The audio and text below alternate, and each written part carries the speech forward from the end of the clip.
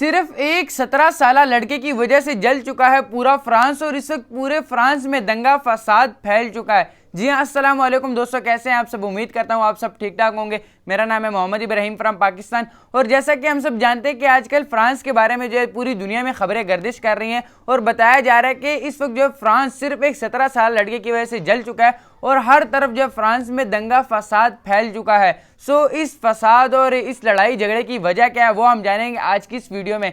ये वीडियो बहुत इंटरेस्टिंग और स्पेशल होने वाली है। वीडियो में एंड तक जरूर रहिएगा ताकि आपको भी पता चल सके कि सिर्फ एक 17 साल लड़के की वजह से क्यों जो है फ्रांस जल रहा है और फ्रांस में तबाही और बर्बादी फैली हुई है। सो चलिए लेट्स स्टार्ट द वीडियो। इस वीडियो को शुरू करते हैं बिना किसी टाइम वेस्ट के।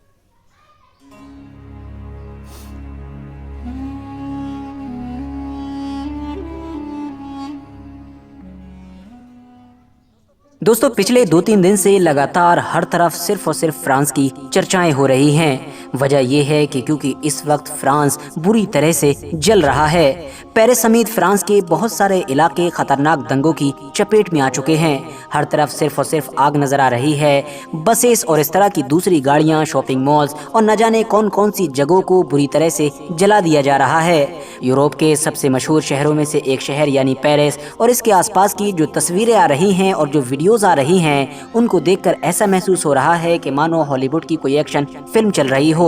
हालात सीधा सिविल वॉर की तरफ इशारा कर रहे हैं और वहां के प्रेसिडेंट मैक्रोन बार बार इमरजेंसी मीटिंग बुला रहे हैं और इस बात के चांसेस हैं कि अगर यही हालात बने रहे कुछ और वक्त तक तो मुमकिन है कि फ्रांस के अंदर इमरजेंसी डिक्लेयर कर दी जाए। अभी तक की अपडेट के मुताबिक 1000 से भी ज्यादा लोगों को गिरफ्तार किया जा चुका है, जबकि 40,000 से ज्यादा पुलिस को मैदान पर इन दंगों को रोकने के लिए उतारा गया है। मगर ये 40,000 पुलिस भी इन दंगों को रोकने में पूरी तरीके से नाकाम साबित हो रही है। अब सवाल ये है कि आखिर फ्रांस इन दंगों की आग में जल क्यों रहा है, कैसे शुरू हुए ये दंगे और आखिर क्या वजह है कि ये दावा किया जा रहा है कि इन दंगों का असर पूरी दुनिया पर और स्पेशली यूरोप पर तो देखेगा ही, मगर यूरोप से भी कहीं ज्यादा अरब मुस्लिम देशों पर देखेगा।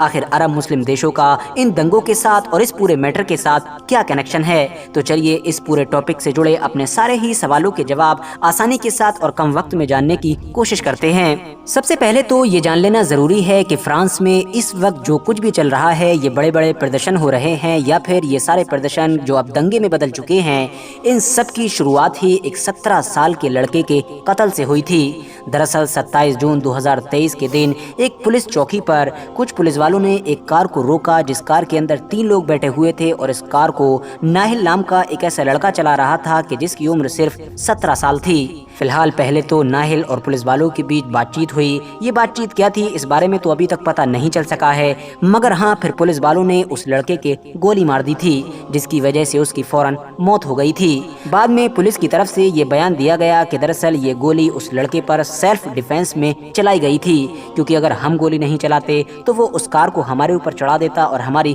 मौत हो सकती थी या फिर आगे जाकर किसी और की मौत हो जाती। मगर दोस्तों, बाद में जब आसपास में लगे हुए कैमरों की मदद से इस पूरे हादसे के बहुत सारे फोटोज और वीडियो सामने निकल कर आए और वो वायरल होना शुरू हुए तो पूरे ही फ्रांस में कोहराम मच गया, क्योंकि ये सारे फोटोज और वीडियोस तो पुलिस के स्टेटमेंट से उलट इस पूरे मैटर की एक दूसरी कहानी ही बयान कर रहे थे।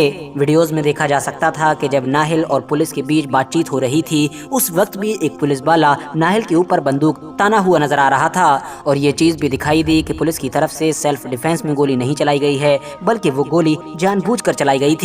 बस इन वीडियोस का वायरल होना था कि देखते ही देखते पेरिस के आसपास के इलाकों में लोग सड़कों पर इकट्ठा होना शुरू हो गए। पहले ये सैकड़ों की तादाद में थे, मगर देखते ही देखते हजारों की तादाद में हो गए। बाद में ये प्रदर्शन फ्रांस के 1-2 कस्बों और शहरों से निकलकर बाकी इलाकों में भी फैल गया और आज की डेट में ये प्रदर्शन फ्रांस के बहुत सारे अलग अलग इलाकों में बड़े लेवल पर देखने को मिल रहा है। मगर परेशानी उस वक्त शुरू हुई कि जब बड़ी भीड़ का फायदा उठाते हुए कुछ क्रिमिनल माइंडेड और लूटपाट करने वाले लोग भी इन प्रदर्शन में शामिल हो गए, जिसकी वजह से अब ये प्रदर्शन दंगों में बदल गए। और अब ये दंगे भी किस लेवल पर पहुंच चुके हैं इसके बारे में मैं आप लोगों को वीडियो के शुरू में ही बता चुका हूँ। मगर दोस्तों, अब आप में से ज्यादातर लोगों के दिमाग में ये सवाल जरूर आ रहा होगा कि भाई मान भी लिया जाए कि पुलिस वालों ने गलत तरीके से एक 17 साल के बेगुनाह लड़के को कत्ल कर दिया था, तब भी तो ये केस इतना बड़ा नजर नहीं आता है कि जिसकी वजह से न सिर्फ इतने बड़े प्रदर्शन किए जाएं, बल्कि फ्रांस को इस हालात में लाकर खड़ा कर दिया जाए कि जिस हालात में नजर आ रहा है,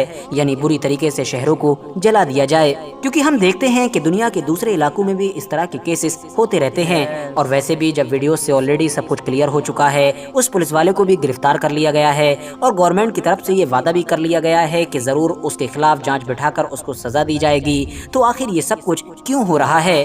तो मैं आपको बता दूं कि इसका सीधा सा जवाब है नस्ल भेद। हाँ दोस्तों, ये मैटर सिर्फ एक कत्ल से जुड़ा हुआ नहीं है, बल्कि इसको क्लियरली नस्ली भेदभाव के तौर पर देखा जा रहा है। मैटर ये है कि फ्रांस के ऊपर एक लंबे वक्त से ही ये इल्जाम लगते रहे हैं कि फ्रांस देश में खुले तौर पर गोरों और कालों के बीच डिस्क्रिमिनेशन किया जाता है। इतना ही नहीं, ब्लैक लोगों के अलावा खास तौर से वो अरबी लोग भी कि जो नॉर्थ अफ्रीका के इलाके से बिलोंग करते हैं, यानी जैसा कि मोरक्को, अल्जीरिया, लीबिया, इस तरह के देशों से, और जो अब फ्रांस में रहते हैं, उनके साथ भी खुले तौर पर भेदभाव किया जाता है। नाहिल नाम का ये जो 17 साल का लड़का था जिसको कार के अंदर पुलिस ने गोली मारकर कत्ल किया है, इसके बारे में भी यही दावा किया जा रहा है कि पुलिस ने जानबूझकर इसकी गोली इसलिए मारी क्योंकि ये एक अरबी नस्ल का था। क्योंकि उसकी खुद की पैदाइश भले ही फ्रांस में हुई हो, मगर उसके माँ बाप का ताल्लुक अल्जीरिया और मोरक्को जैसे अरबी मुस्लिम देशों से था। वर्थ नोटिसिंग बात यह है कि सन 2017 में फ्रांस में जो एक कानून लाया गया था जिसके तहत पुलिस की शक्तियों को बढ़ाया गया था और उनको 5 ऐसी कंडीशंस दी गई थी कि जिसमें वो गोली चला सकते हैं, तो ऐसा माना जाता है कि उस कानून का इस्तेमाल भी गलत तरीके से किया गया है। और सन 2017 से लेकर 23 तक उस कानून के तहत जितने भी लोगों को कत्ल किया गया है, उनमें ज्यादातर लोग अरबी नस्ल के ही थे। और उस कानून का इस्तेमाल यूरोपियन लोगों के खिलाफ बिल्कुल न होने के बराबर किया गया है। तो अब आसान भाषा में आप ये कह सकते हैं कि फ्रांस में नस्ल भेद के मामले से जुड़ी ये आग बहुत पहले से ही सुलग रही थी, बस इसको एक चिंगारी की जरूरत थी और इस चिंगारी का काम किया है इस 17 साल के नाहिल की मौत ने। फिलहाल दूसरी तरफ फ्रांस के जो सरकारी वकील हैं, उन्होंने भी वीडियोस वगैरह को देखकर ये माना है कि पुलिस ने जो गोली चलाई है वो बिल्कुल गलत चलाई है, क्योंकि वो कंडीशन पाई ही नहीं जाती थी कि जिसमें पुलिस को गोली चलाने का अधिकार दिया जाता है। इसीलिए उन्होंने ये भी कहा है कि गोली चलाने वाला पुलिस वाला कि जिसको ऑलरेडी गिरफ्तार कर लिया गया है, उसके ऊपर गहराई के साथ छानबीन होगी और फिर उसको कानून के तहत सजा दी जाएगी। साथ ही साथ फ्रांस के राष्ट्रपति यानी कि मैक्रोन ने भी इस घटना को गलत बताया है और उन्होंने ये बयान भी दिया है कि नाहिल यानी कि उस बच्चे के साथ पूरे देश की सहानुभूति है। मगर साथ ही उन्होंने ये भी कहा है कि जिस तरह से ये प्रदर्शन हो रहा है, यानी जो प्रदर्शन अब दंगों में बदल चुका है, ये भी पूरी तरीके से गलत है। अगर ऐसा प्रदर्शन किया जाता है और ऐसे हालात बनाए जाते हैं तो जाहिर है नाहिल को इंसाफ नहीं मिलने वाला है।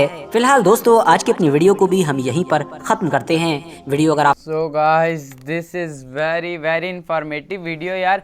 इसीलिए तो मैं कहता हूँ ना कि Islam is not only a religion, it is also a complete code of life. के इस्लाम जो है हमें जीने का एक पूरा तरीका सिखा देता है। और ये बात तो हमारे प्यारे नबी हज़रत मोहम्मद सल्लल्लाहु अलैहि वसल्लम ने अपने आखिरी खुतबे में भी कही थी कि ना किसी अरबी को अजमी यानी गैर अरबी पर, ना ही किसी अजमी को अरबी पर, और ना ही किसी काले को गोरे पर, ना ही किसी गोरे को काले पर बरतरी हासिल है। सिर्फ अल्लाह ताला के यहाँ इज्जत वाला वो होगा कि जिसका तकवा बेहतर होगा। देखो ना यार कि आज सिर्फ जात पात में फर्क की वजह से फ्रांस में कितनी ज्यादा तबाही मच चुकी है और अब जो वहाँ की हुकूमत को भी समझ नहीं आ रहा कि वो क्या करे। सो अल्लाह ताला से दुआ करते हैं कि अल्लाह ताला इन्हें हिदायत दे ताकि ये बुरे कामों से बचकर नेक काम कर सकें।